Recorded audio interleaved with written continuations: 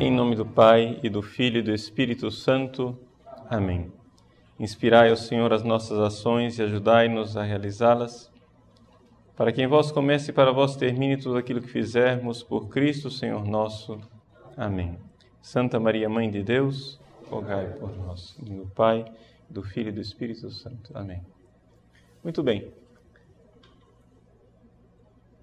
Estamos na Semana Santa e queremos entrar naquilo que é o centro dramático dos acontecimentos que nós iremos celebrar.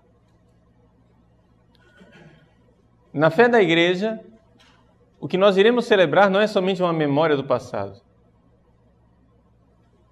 O que nós iremos celebrar é vivido no hoje da liturgia. Existe uma realidade, em grego é chamada de anamnese. A anamnese quer dizer tirar do esquecimento, né? Mnesis, memória. Amnésia é o esquecimento. Anamnésia quer dizer é a negação do esquecimento. Recordar as coisas do passado, recordar os acontecimentos salvíficos, é a anamnese. Mas essa anamnese, ela tem uma densidade espiritual para nós cristãos. Quando eu celebro a Santa Missa, a Eucaristia, e eu então faço a narrativa da ceia, a recordação daqueles acontecimentos não é algo que permanece no passado, mas se realiza ali, naquele momento, não somente a entrega de Cristo na ceia, mas o próprio Calvário. Então nós cremos que existe essa realidade da anamnese. Em hebraico, anamnese se diz zikaron. Zikaron. Essa recordação. Então, quando vivemos a Semana Santa, estamos entrando dentro desses acontecimentos. E são acontecimentos dramáticos. E drama, por definição, é um conflito de duas vontades. Não existe drama se não houver liberdades que se encontram. Então, o Papa Bento XVI, no seu livro, no segundo volume, do Jesus de Nazaré, ele trata dessa realidade que eu acho que é realmente o centro da nossa vivência espiritual da Semana Santa, no capítulo 6, em que ele fala do Getsemane. O Getsemane, ou seja, a oração de Jesus no Horto das Oliveiras. Ali encontram-se duas vontades, a vontade humana e a vontade divina. Ali acontece o drama central da história da salvação, do cristianismo, da nossa inteira existência. Esse encontrar-se da vontade humana e da vontade divina. Porque vejam, aqui é que está realmente em jogo a salvação. Vejam, Deus é amor e Ele quer que nós o amemos. Mas, para amar a Deus, nós precisamos responder ao amor dele com liberdade. Aqui que está a dificuldade, não é? Podemos usar a palavra, a dificuldade técnica, não é? De uma criatura amar Deus. Como é possível uma criatura amar Deus? Vejam só.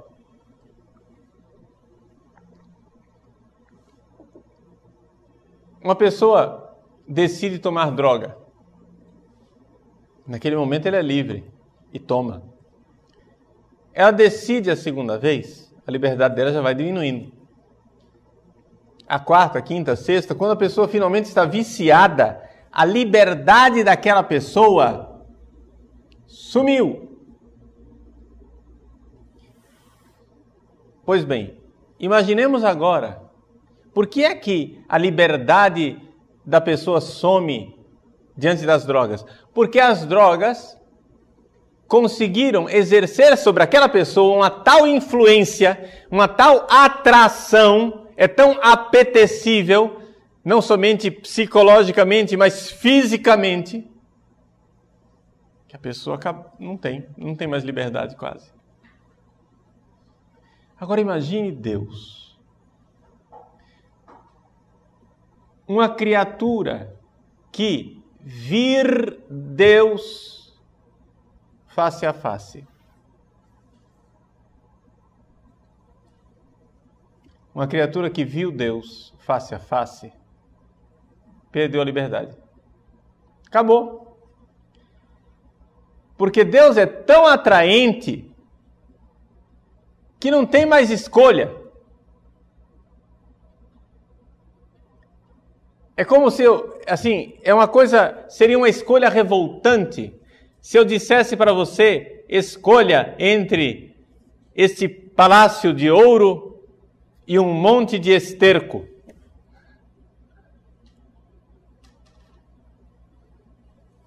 É uma realidade tão positiva, tão atraente, tão boa,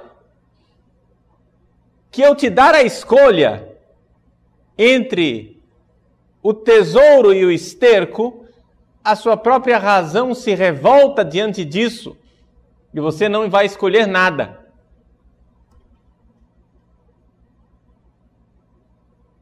Então,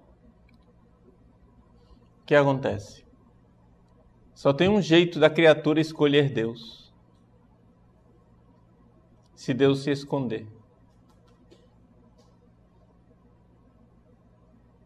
O Deus escondido.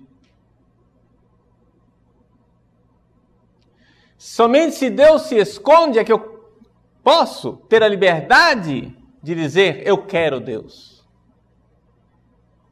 Então, ao mesmo tempo, esse Deus não pode ser totalmente escondido, totalmente desconhecido, totalmente ignoto, porque um Deus absolutamente desconhecido, do qual eu não sei absolutamente nada, eu também não posso amar. Então acontece aqui aquela realidade que nós chamamos de revelação divina. O que é revelação divina? A revelação divina, na palavra revelação, está a ideia de revelar. É uma palavra ambígua. Revelar é tirar o véu, mas ao mesmo tempo é colocar o véu de volta. Revelar, velar de novo. Eu revelo, eu tiro o véu, mas eu ponho um véu de novo. Para a gente entender o que é a revelação divina, é mais ou menos assim. Você imagina uma porta fechada. Aí você está diante de uma incógnita. O que é que será que tem atrás daquela porta? Aí você abre a porta fechada e descobre que atrás daquela porta fechada há um corredor com outras 10 portas fechadas. Se revelou, mas só aumentou o mistério, né?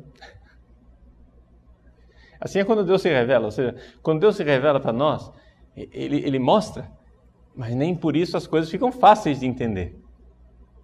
Ou seja, Deus, antes de Jesus Cristo, nós não sabíamos que Deus era a Trindade. Deus revelou o mistério da Santíssima Trindade. E por isso mesmo ficou mais difícil de entender. Deus revelou o seu amor ao homem. Mas não pensemos agora que porque Ele revelou, que as coisas estão fáceis. O amor de Deus é algo que de alguma forma desafia a nossa inteligência. Porque o amor de Deus não cabe nos nossos preconceitos, nas formas da nossa mente. Deus me ama e eu preciso responder a esse amor. Então Deus se esconde para que eu o procure. Existe um famoso teólogo judeu Abraham Heschel, ele escreveu 2 livros. Foram traduzidos na década de 80. Foi um dos primeiros livros de teologia que eu comprei na minha vida. Foram traduzidos pela Edições Paulinas, marca EP. Os 2 livros chamam-se Deus em busca do homem e o outro, O homem em busca de Deus. Num dos 2 livros, eu não sei qual dos 2, ele conta a história de um velho rabino cujo netinho estava brincando de esconde-esconde.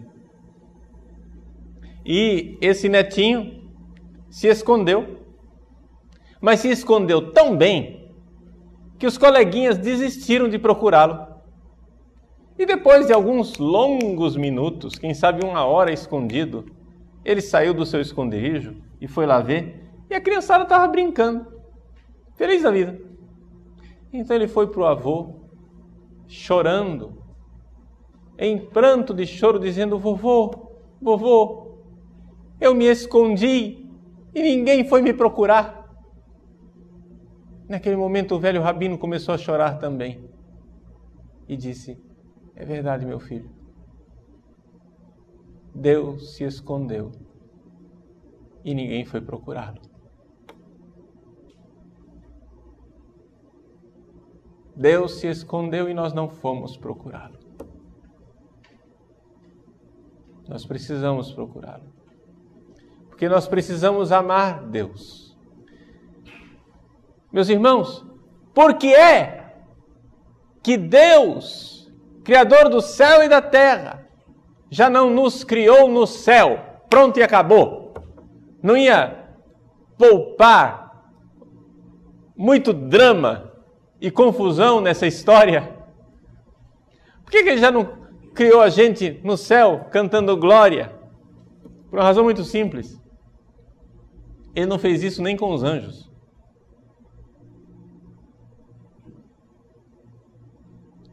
Porque Ele não pode nos criar diretamente no céu. Ele tem que primeiro se esconder para que nós o amemos, para que nós exerçamos a nossa liberdade. Porque só existe amor livre. Se eu pegar uma faca, um cutelo e encostar aqui no seu pescoço e disser para você: me ama, desgraçado. Nesse momento o amor se tornou impossível. Porque o amor só existe se for livre. Faz parte da própria definição do amor que o amor seja livre. Não há amor obrigado, não há amor viciado. Não, por isso, por exemplo, quando uma pessoa está apaixonada, o amor ainda não existe. Porque o amor só existe quando a pessoa está na plena liberdade para dizer não.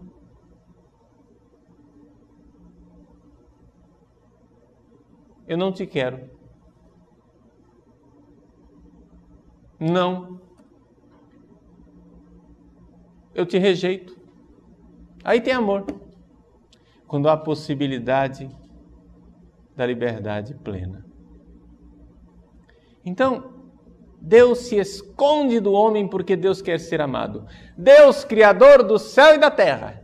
Deus que poderia criar bilhões de universos diferentes deste. Deus que poderia criar infinitas possibilidades. Deus que poderia criar criaturas muito mais esplendorosas do que nós, e aliás criou, criando os anjos. Tem uma coisa que Deus não pode criar. Ele não pode criar o amor criado. Ele só pode criar criaturas capazes de amar. Mas uma vez que ele criou as criaturas capazes de amar, que essas criaturas o amem, depende delas. Porque se ele... Ou seja, existe um um equilíbrio muito sutil e delicado em que a graça de Deus que opera em nós deve nos incitar, deve nos estimular, deve nos atrair, mas sem eliminar nossa liberdade. É o drama da liberdade humana. Deus, quando quer o nosso amor, Ele nos estimula, Ele nos atrai, Ele nos chama, Ele nos invoca, Ele quer que nós o amemos, mas Ele não pode apelar, para usar um português popular, né? Não pode vir com apelação, não pode vir com exagero. Deus não pode me atrair irresistivelmente, porque se Ele me atrair irresistivelmente, a minha liberdade foi para o prego, acabou, minha liberdade desapareceu. Então, Deus precisa me atrair e se esconder. Aliás, nota de rodapé, né? É a arte da sedução, não é isso? A arte da sedução é revelar e não mostrar tudo, não é? Nós somos atraídos por Deus.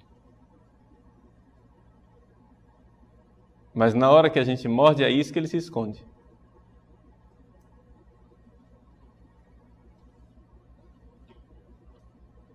Por que isso? Porque nós precisamos ser livres. Livres para amá-lo de volta. Livres para corresponder ao seu amor. Então, aqui está a coisa. Quando Deus criou os anjos, Deus criou também os anjos sem vê-lo. De alguma forma, nós não sabemos, não temos muitos detalhes da vida angélica. Mas quando Deus criou os anjos sem vê-lo, deu alguma aprovação para eles, para que eles correspondessem ao seu amor, e os anjos que corresponderam ao seu amor, quando eles estavam decididos e plenamente certos de que o amavam, Deus os admitiu à sua presença. E os anjos que, decididos e certos, que queriam odiar e rejeitar a Deus, Deus voltou as costas para eles, esqueceu e deixou eles para lá.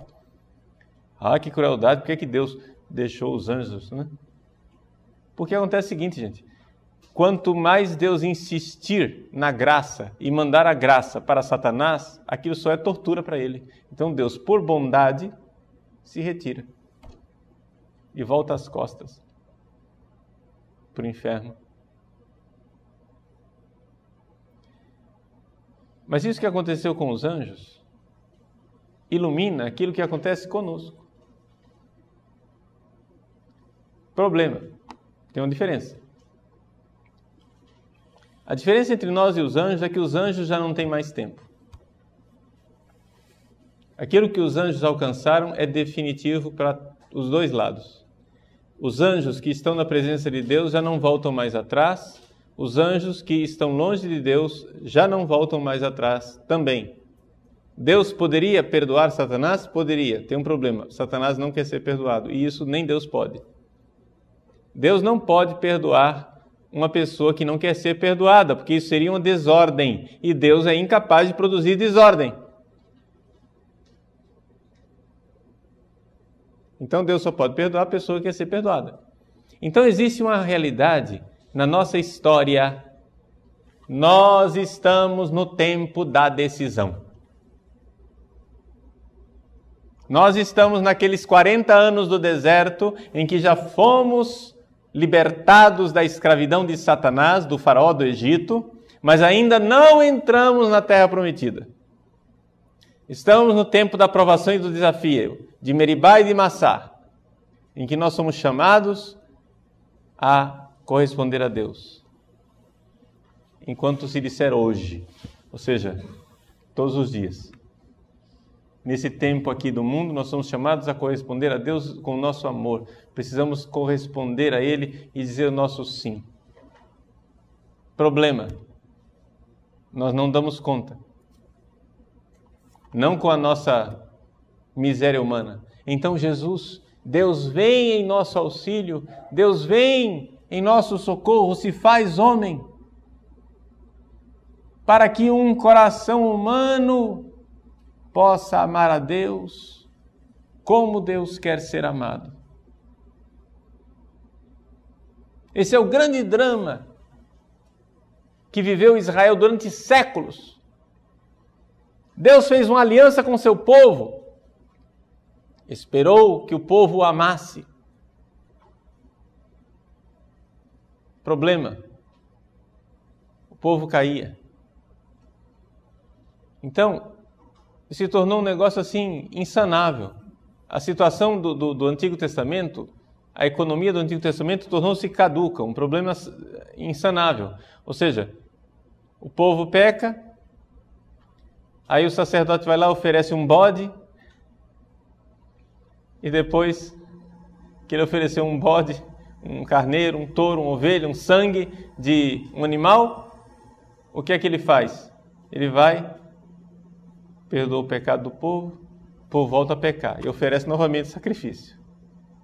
Ou seja, Deus quer ser amado por um coração fiel à sua aliança. O problema, esse coração não estava à disposição. Então, a crise do culto do Antigo Testamento se deu na época dos profetas, em que os profetas viam que aquilo já não ia mais para frente. Os profetas chegam e dizem: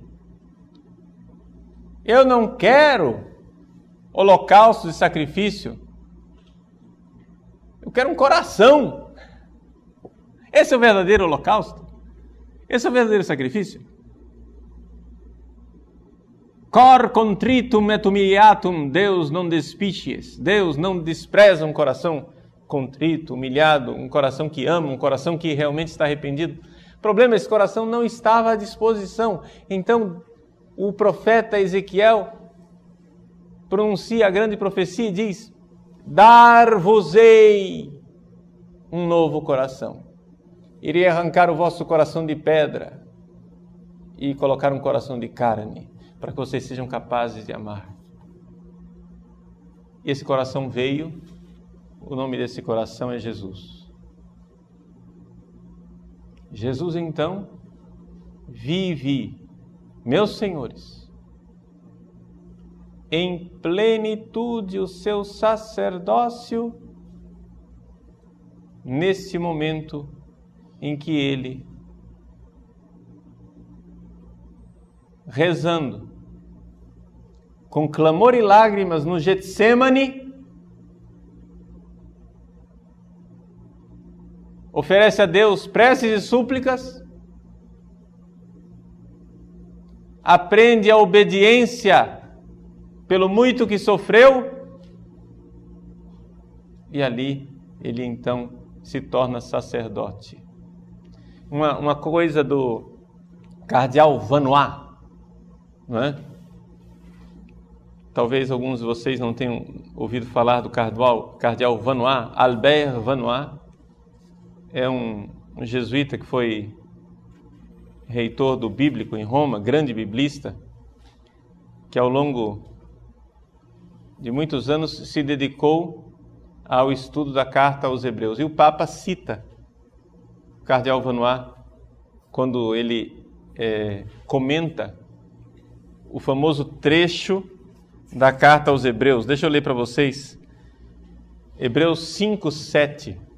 Vou ler do jeito que está aqui no livro Jesus de Nazaré. Nos dias de sua vida mortal, Cristo dirigiu preces e súplicas com forte brado e com lágrimas àquele que o podia livrar da morte, e por causa de sua piedade foi atendido. O cardeal Vanois diz que essa é a descrição mais perfeita do sacerdócio de Cristo. Aqui. E ele cita uma coisa interessante, que os versículos seguintes, 8 e 9, dizem que Jesus, nesse ato lá do Getsêmani, na verdade, na sua paixão inteira, mas nesse ato de essa vontade humana diante da vontade divina, essa luta para amar a Deus, essa vontade de entregar-se na obediência até a morte e morte na cruz, como diz São Paulo em Filipenses 2, essa vontade de amar a Deus com essa liberdade humana, com um coração humano.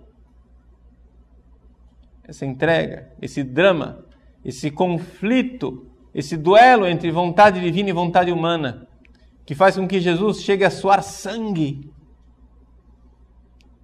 Isto é que fez de Jesus sacerdote. O cardeal Vanois diz assim, vejam, vou ler para vocês.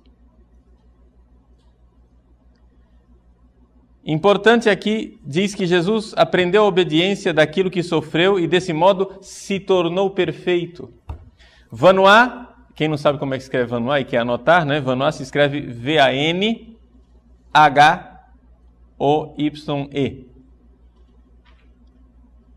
V-A-N-H-O-Y-E. Vanois. O cardeal Vanois observa que o termo tornar perfeito, teleion, em grego, no Pentateuco, no Antigo Testamento, quando foi traduzido para o grego pelos 70, né? Os 5 livros de Moisés, ele é usado exclusivamente para o significado de consagrar um sacerdote. Jesus tornou-se perfeito pela obediência. Ou seja, Jesus tornou-se sacerdote pela obediência.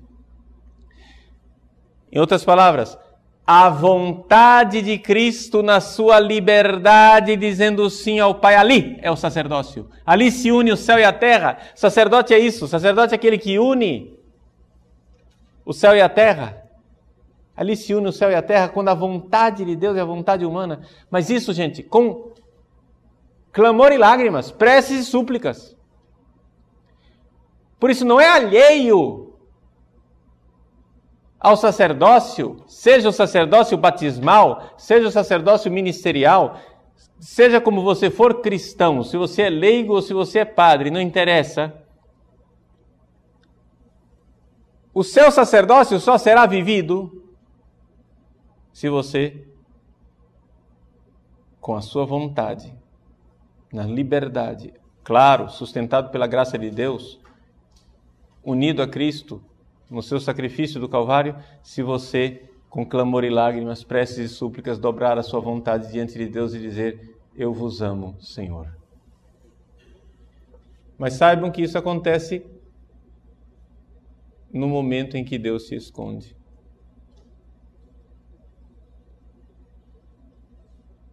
Na noite escura.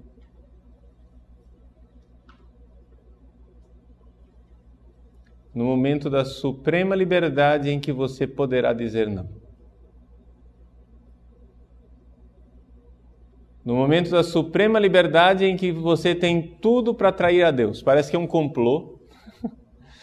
Toda a cena foi montada para você trair a Deus. A gente vê isso no nosso dia a dia, né? Eu vejo no meu dia a dia quantas e quantas vezes eu sou tentado a fazer algo de ilícito para me safar. Entendeu? Existe uma tentação. Ah, estão me fazendo sofrer? Eu vou fazer sofrer também. Estão me xingando? Eu vou xingar também. Estão esculhambando com o meu nome? Eu vou esculhambar o nome deles também. Vou pagar a mesma moeda. Tudo é feito para você trair. Existe uma conjunção astral.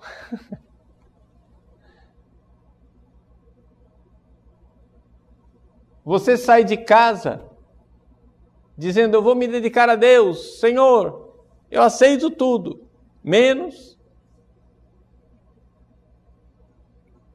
É aquele menos que Deus vai pedir de você. É incrível. Eu já vi gente assim que diz, eu vou ser padre, desde que Deus cuide da minha família. Se eu entrar no seminário e Deus não cuidar da minha família, eu vou ficar muito zangado com Deus. Vou ficar muito irado com Deus. Ó aqui, Jesus, eu vou ser padre, mas você tem a obrigação de cuidar da minha família. Eu aceito tudo, menos que a minha família seja tocada pelo demônio. Isso não é matemática, porque as coisas, né? Mas geralmente Deus pede aquele menos.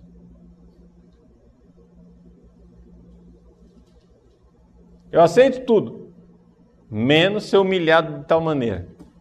Não preocupa não que a humilhação vem.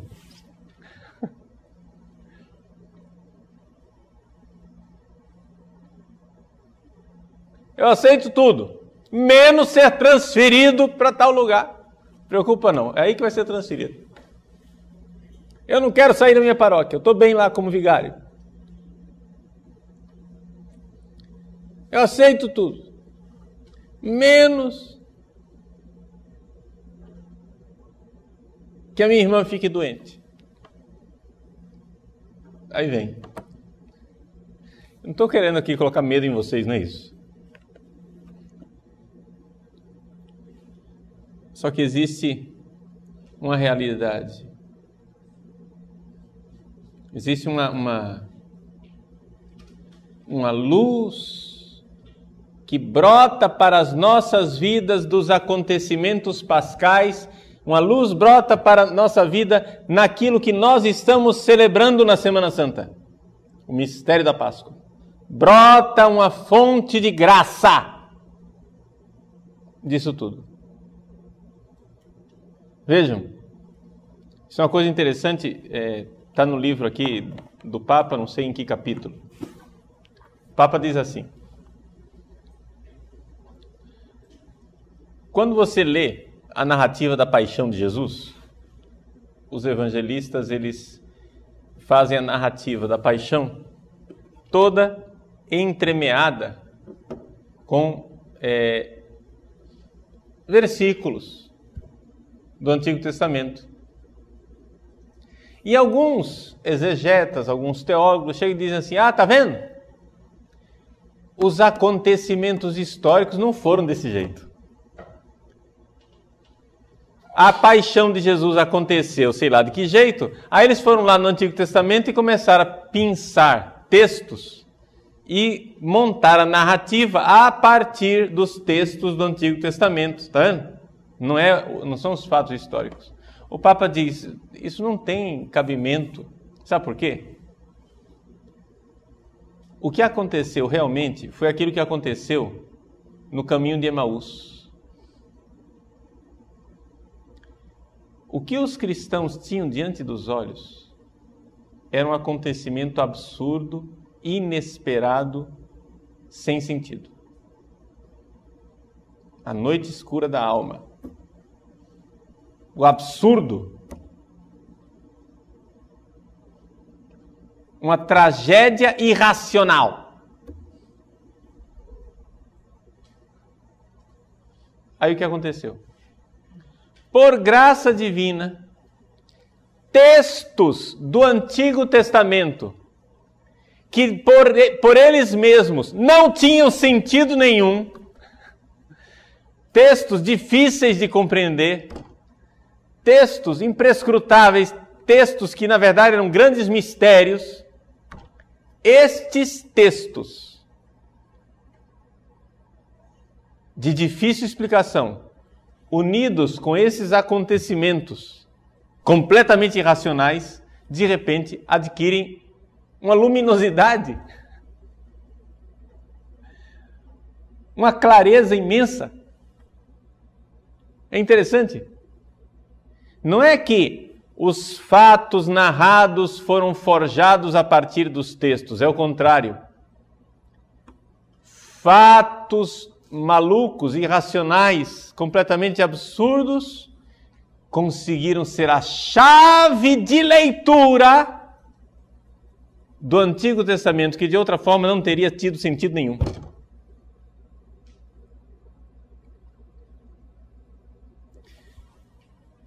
O drama da paixão, a Páscoa, é a chave de leitura, é a chave hermenêutica de interpretação. É a chave de leitura daqueles textos herméticos, difíceis do Antigo Testamento. Aqui, então, vem a aplicação para nós, na sua vida. os sofrimentos e dramas de sua vida, as feridas da sua alma, os acontecimentos sofridos de sua existência encontram na paixão de Cristo a sua chave de leitura. Você quer entender sua vida? Olhe para a cruz de Cristo e para a ressurreição. É a chave de leitura. De outra forma, a sua vida torna-se um texto hermético, um texto incompreensível. A sua vida vai ser uma narrativa maluca. Se você conseguir enxergar que a sua vida, na verdade, é a vivência da paixão de Cristo. Se você conseguir isso, você está conseguindo aquilo, está conseguindo penetrar na essência do mistério cristão, você está conseguindo entrar no fato que não é você, mas é Cristo que vive em você. E que, na verdade, quando você sofria, não era ele quem sofria. Se você estava doente numa cama de hospital, na UTI, não era você, era Cristo que estava na UTI. Se você é perseguido e caluniado, não é você, é Cristo que é caluniado em você. Se você está vivendo uma família dilacerada, não é você, é Cristo que está vivendo uma família dilacerada em você. Entende? Todos os dramas, aqueles dramas básicos dos 3 âmbitos. No âmbito material, a pobreza. No âmbito de relacionamentos pessoais, a castidade. E no âmbito do meu próprio eu e de minhas vontades, a obediência. Aquelas 3 perdas de Jó. A perda da riqueza, a perda dos filhos, a perda de sua própria integridade pessoal com a lepra. As 3 perdas de Cristo. A pobreza na cruz, crucificado nu. A perda dos relacionamentos dos discípulos que o traem, da mãe que ele tem que entregar. E a perda de si mesmo na obediência até a morte e morte de cruz e no abandono total. Isso tudo para nós, meus irmãos, esses dramas, essas perdas, essas realidades são algo que nós vivemos. E na paixão de Cristo nós encontramos a luz que ilumina, a chave hermenêutica de nossa existência. Quando Jesus convida você para segui-lo, ele não está convidando você para achar ele bonitinho. Ele está convidando você a viver a vida dele. Viver a vida dele. Mas que garantia eu tenho de ressurreição? Garantia no sentido humano? Nenhum. Você tem que confiar. Esta verdade divina que se revela em Cristo é uma verdade divina diferente da verdade científica do nosso dia a dia, não é? A verdade grega, para os gregos, o que é verdade? A verdade se encontra pela contemplação, teoria. Teorein quer dizer ver, eu enxergo. O grego, aletheia, é a verdade de quem viu. A verdade romana, veritas, é a verdade do testemunho crível. Ele vai em tribunal, o romano não é muito jurídico. Isso é verdade? É. Eu atesto a verdade, testemunha veraz. Mas a verdade para nós cristãos é a verdade hebraica. É a verdade confiança, emuná. Qual a diferença dessas 3 verdades, né? É a historinha do menino que vai ganhar uma bicicleta no Natal. Ele diz, eu vou ganhar uma bicicleta no Natal. Como é que você sabe? Eu vi a bicicleta escondida na garagem. Essa é a verdade grega. Ele viu. Eu vou ganhar a bicicleta no Natal. Como é que você sabe? Minha mãe disse que ela viu a bicicleta. É verdade romana, é verdade veritas. Eu vou ganhar uma bicicleta no Natal. Como é que você sabe? Eu sei porque meu pai me prometeu. E eu confio nele. Eu não vi a bicicleta. Ninguém jamais viu a bicicleta. Mas ele me disse. E eu confio nele. Emuná. Eu digo amém. Entendeu? Amém. A palavra amém quer dizer isso. Amém. É a rocha. É a certeza. É a confiança. Poder construir a vida nessa confiança. O meu pai me ama. Ele não me trai. Ele não me abandona. E se ele está permitindo essa tragédia irracional da cruz, é porque existe uma bondade que a minha mente não é capaz de perceber, mas eu sei que ela está lá. Sacrifício espiritual.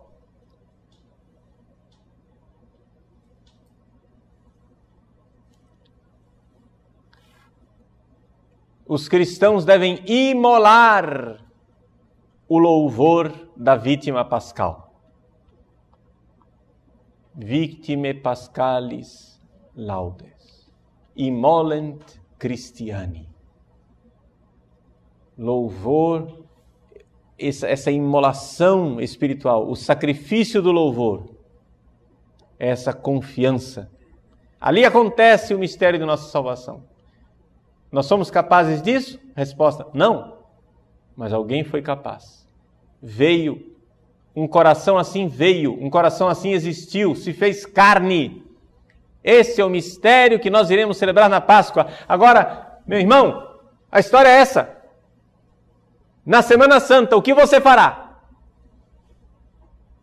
Na Semana Santa, o que você vai fazer? Como diz o Concílio de Trento, você vai comungar só sacramentalmente, como os pecadores fazem? Você vai comungar espiritualmente, sem receber a hóstia, mas unindo o seu coração ao coração de Deus? Ou você vai comungar sacramentalmente e espiritualmente, as duas coisas juntas? As três formas de comungar, né? Então, se você vai participar das celebrações de Semana Santa, para que você não seja... Para que aquilo não seja uma missa de corpo presente, ou seja, só está lá você presente, mas a sua alma não está. Você não está comungando espiritualmente, você não está vivendo espiritualmente isso tudo. Você precisa entrar neste drama de amor e você precisa dizer o seu sim. Você precisa amar livremente. Você precisa ir para as trevas com Cristo. Para aquele abismo onde Deus não se vê. Para que então você, na fé, sem a qual não é possível agradar a Deus, você diga, eu espero. Ele virá no seu amor. Eis aí. Eis aí.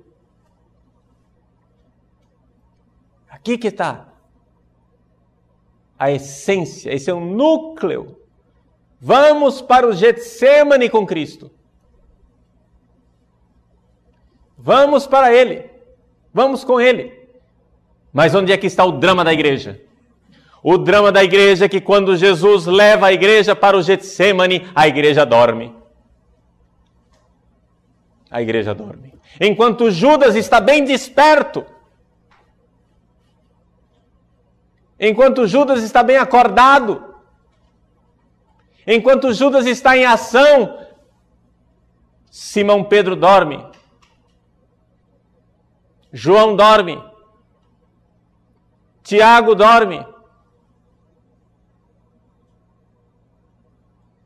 E o que é essa dormência? O Papa Bento XVI fala no seu livro Jesus de Nazaré, naquele capítulo do Getsêmani, que essa dormência é a igreja que não percebe a gravidade do mal. A igreja que de alguma forma fica no torpor,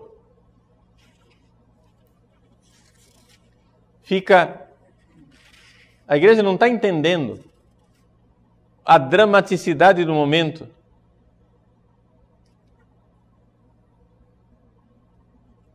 Jesus pede a vigilância, mas a igreja reage dormindo. Ele diz assim, o apelo à vigilância, página 143, quem quiser verificar depois. O apelo à vigilância constitui um tema fundamental já no anúncio em Jerusalém e agora aparece com uma urgência muito imediata. Mas apesar de se referir precisamente àquela hora, tal apelo remete de antemão para a história futura do cristianismo. Está falando de nós. A história futura do cristianismo somos nós. A sonolência dos discípulos permanece ao longo dos séculos a ocasião favorável para o poder do mal. Por que é que o mal toma conta do mundo? Porque nós, discípulos, estamos sonolentos. Essa sonolência é o entorpecimento da alma que não se alarma com o poder do mal do mundo, com toda a injustiça e com todo o sofrimento que devastam a terra. É um embotamento que prefere não se dar conta de tudo isso. Tranquiliza-se com o pensamento de que tudo, no fundo, não é assim tão grave, podendo desse modo continuar a se autocomprazer na sua própria vida saturada. Ou seja, o que o Papa está denunciando aqui é um autocontentamento burguês da igreja. A igreja, no seu autocontentamento burguês, não, está tudo bem, não tem problema. Ah, mas tem esse problema. Não fala. Não é grave assim. Panos quentes, disfarça, faz cara bonita para foto. Entendeu? Não levante os defuntos. Não levante temas incômodos. Mas esse embotamento das almas, essa falta de vigilância, seja quanto à proximidade de Deus, seja quanto à força ameaçadora do mal, confere ao maligno um poder no mundo. Diante dos discípulos sonolentos e não propensos a alarmar-se, o Senhor diz de si mesmo, a minha alma está triste até a morte. Eis aí a tristeza de Jesus com a sua igreja. Conosco, comigo, Padre Paulo Ricardo, e com você, por nossa sonolência.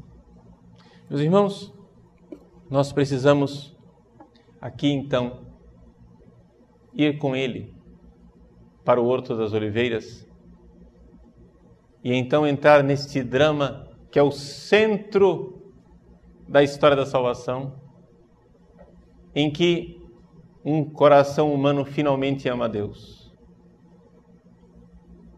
Então, vamos nós sacrificar nossa vontade, compreendendo, e isso nós veremos depois, compreendendo que quando a nossa vontade humana se dobra diante de Deus, ela não está sendo aniquilada, mas é ali que ela verdadeiramente brota para a vida e para uma vida como nós jamais teríamos sonhado, para uma vida do próprio Deus em nós.